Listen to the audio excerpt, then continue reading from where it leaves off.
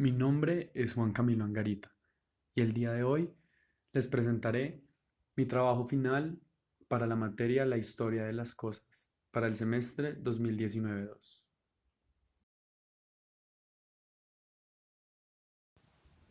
La tarea que nos fue asignada no resulta nada fácil,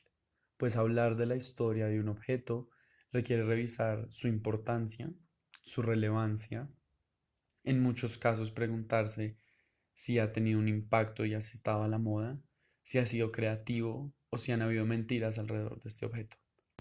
Es así que he decidido hablar de la camisa leñadora y la importancia que tiene el patrón de esta a través de la historia.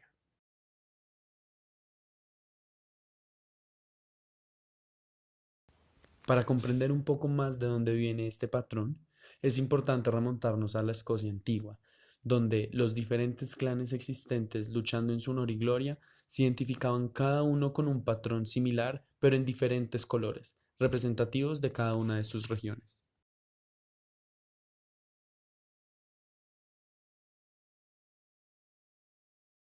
Sin embargo, el término correcto que describe este tipo de patrones es el tartán,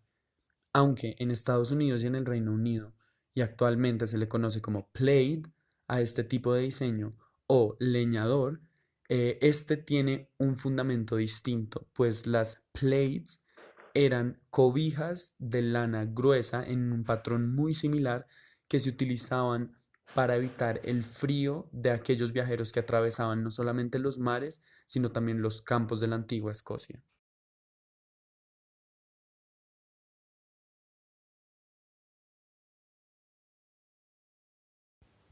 Aun cuando las diferencias son muy pocas entre el tartán original y lo que hoy en día conocemos como el estilo leñador o plaid,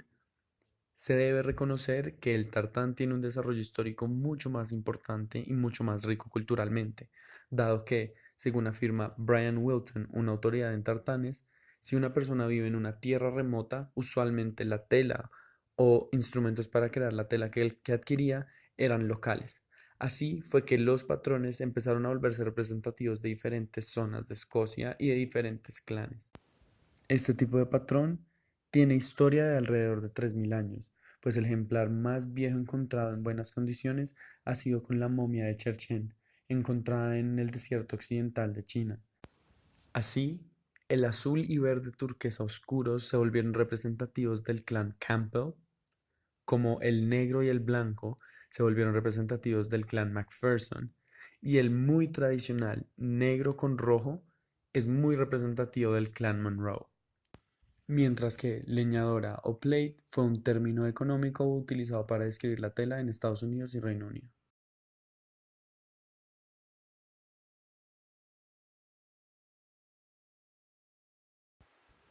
Sin embargo, nos remontaremos a historia un poco más reciente, remontándonos al siglo XVIII. En el año 1714, Sir James Francis Edward Stuart creía que era necesario tener un símbolo de unidad nacional para poder enfrentar a la corona del Reino Unido.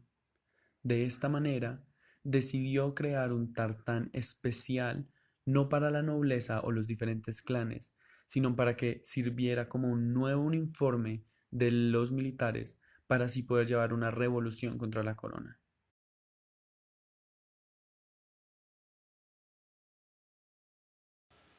Es así que decidió llamarlo el Black Watch Tartan.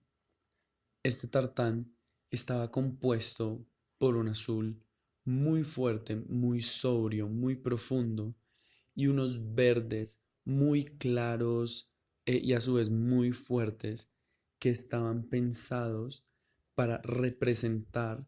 tanto los mares de profundos azules como los fuertes verdes de sus praderas y montañas.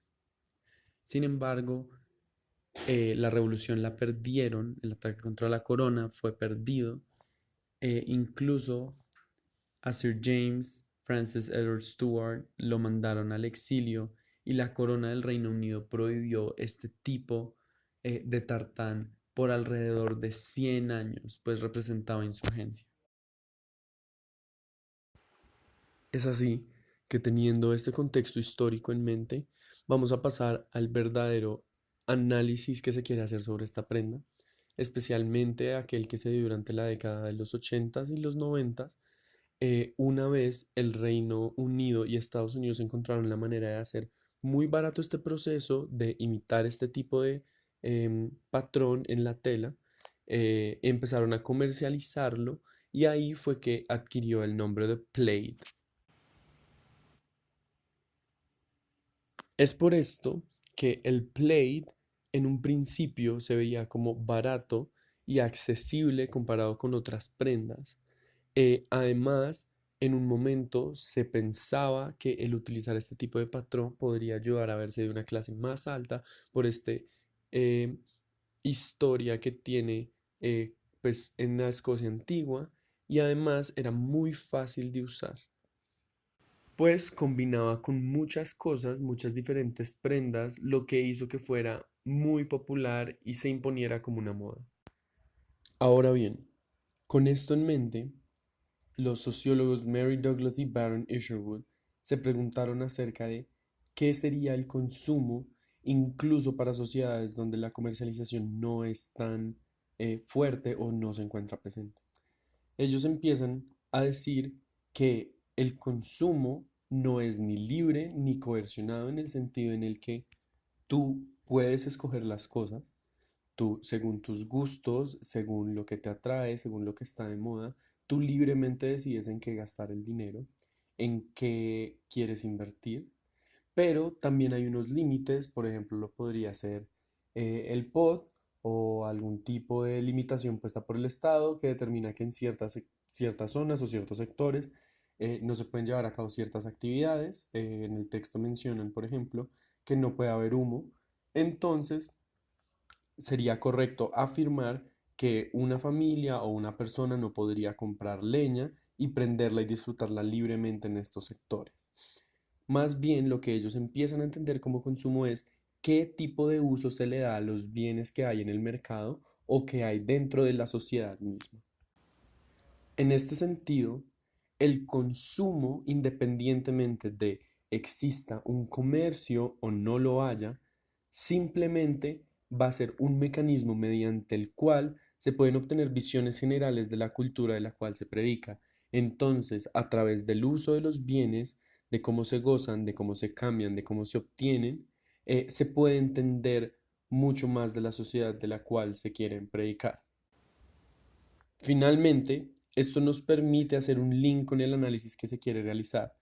porque en este momento, entre las décadas de los 80s y los 90s, nace un grupo de personas, un grupo de jóvenes que están inconformes con el sistema, que creen que hay una lucha entre las clases sociales, que es necesario cambiar, que las cosas ya han perdido el sentido después de tantas guerras, de intentos fallidos de hacer las cosas bien. Simplemente uno debe dejarse llevar por la corriente, por lo mejor. En este momento es donde nace la cultura grunge, que también está muy relacionada al rock and roll. Estrellas como Kurt Cobain fueron muy representativas de este movimiento, y cómo este movimiento adopta la camisa estilo leñador o plaid y la convierte en un símbolo de la lucha y muy propia de este movimiento, siendo así muy reconocible no solamente en el Reino Unido por todas las transformaciones que se dieron, sino también alrededor del mundo. Ahora, uno de los elementos más importantes para analizar es de dónde proviene esta fama, que este tipo de camisa es leñadora o por qué se asocia tanto a este tipo de trabajadores. Resulta que una vez el Reino Unido empezó a importar este patrón, una compañía americana que se llamaba Woolrich Woolen Mills, que haciendo caso a la facilidad que este patrón tenía no solamente para llevarse a piezas de ropa, sino también a piezas como sofás o cortinas, decidieron empezar a hacer camisas de este mismo patrón, pero con lana de bisón o pues con el pelo de los bisones, y se volvieron muy populares entre los leñadores porque por el mismo material protegía muy bien de la intemperie cuando estas personas estaban trabajando. Es por eso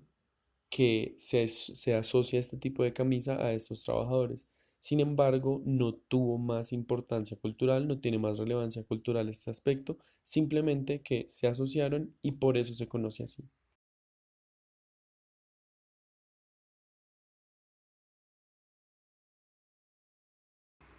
Con esto en mente, entramos a la década de los 90, una década que la define el cambio y la irreverencia. Así, el género musical predilecto de esta época fue el rock y, para ser más preciso, el grunge rock. Sus mayores representantes podrían ser Nirvana y Pearl Jam, cuyas letras eran sencillas pero transgresoras del establecimiento y no creían que existía un status quo. Además de sus muy impactantes letras, de sus nuevos ritmos, de sus nuevas melodías, también estas bandas empezaron a presentar un estilo conocido como grunge, que representaba una antimoda, un anti-establecimiento, un anticonsumismo, una antiguerra en la manera de vestir. Era un estilo muy sencillo, usualmente comprado de segunda mano, con camisetas de su propia banda, con flaneles o camisas leñadoras que podían ir con todo, pantalones rotos y así. Esto quería dar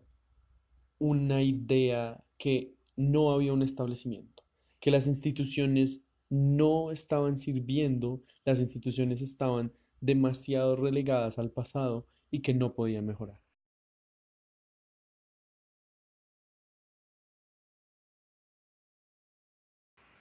De igual manera, es importante mencionar que el grunge no únicamente compone a la camisa leñadora, sino como bien se mencionó antes, hay otros elementos muy propios de este. Usualmente las camisetas que tenían motivos de las bandas que estaban presentando el grunge como una alternativa de pensamiento y de vida eran también muy populares.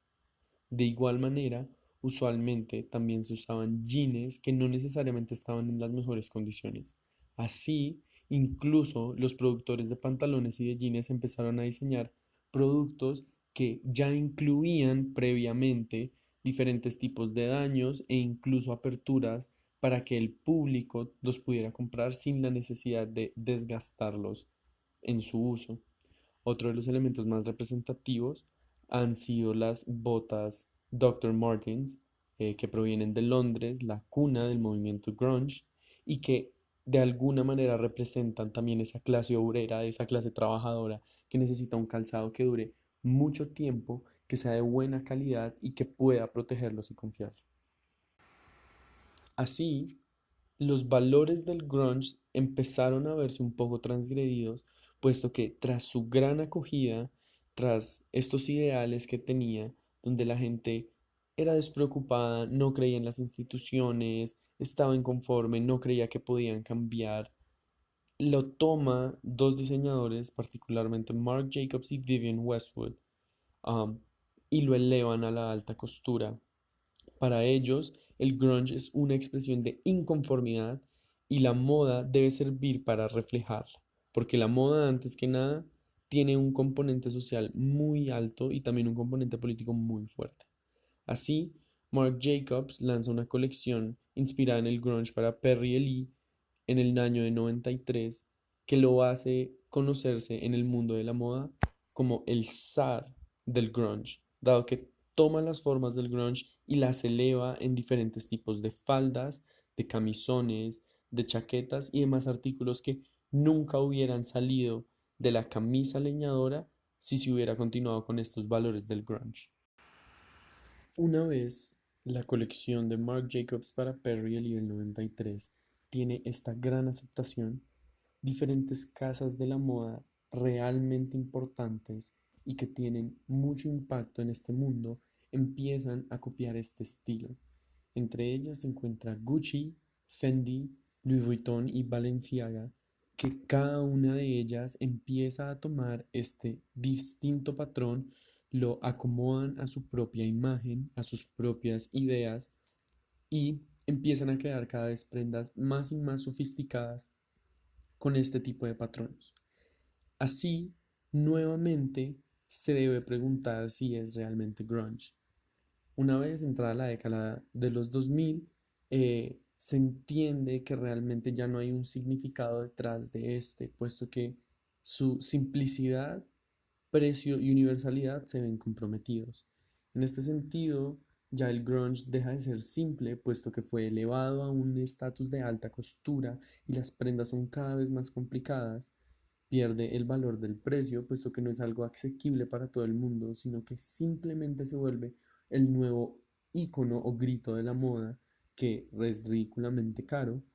y su universalidad también se pierde, dado que son muy pocas personas las que pueden acceder a este nuevo estilo de grunge. Además, la comercialización acaba con los ideales, puesto que se empieza a producir en masa, pierde la calidad, pierde este sentido de estar en contra del establecimiento. Así, pues también nacen nuevos tipos de industrias como la moda rápida, que lo adopta y lo convierte en un elemento sobre el cual pueden generar un beneficio económico en vez de simplemente ser un elemento que demuestra desinterés. Finalmente, el rol que al año 2019 tiene la camisa leñadora es uno que simplemente permite comodidad, es una pinta tanto casual como para salir, sin necesidad de pensar mucho en cómo se visten las personas. Sigue siendo sumamente relevante, muy común y representativa de una moda joven, un poco tranquila, un poco desinteresada por cómo se ven, sin embargo, manteniéndose dentro de los límites de lo que es bien vestir. Ahora es importante que reconozcamos que el tartán y este diseño ha pasado por mucho. Sigue siendo representativo en algunos casos de diferentes casas de la moda, por ejemplo, de la casa de moda Burberry. Sigue siendo una tela que se ve casual, fresca, igualmente sigue teniendo como este sentido de protección, un poco contra la intemperie, contra el ambiente, y además reúne varias generaciones, puesto que habla de una juventud, pero no solamente la adolescencia, sino también una juventud también adulta, entonces reúne a gente de muchas diversas generaciones. Sin embargo, con todas estas transformaciones que ha sufrido, ha perdido el contexto histórico, cultural que tenía, por ejemplo, de la antigua Escocia, donde reconocía diferentes clanes, pertenecía a la monarquía e incluso representó un golpe en contra de un estado opresor, y tampoco representa ya un movimiento de desinterés, de estar en contra del status quo, de no me importa nada. Así concluimos con la historia de la camisa leñadora.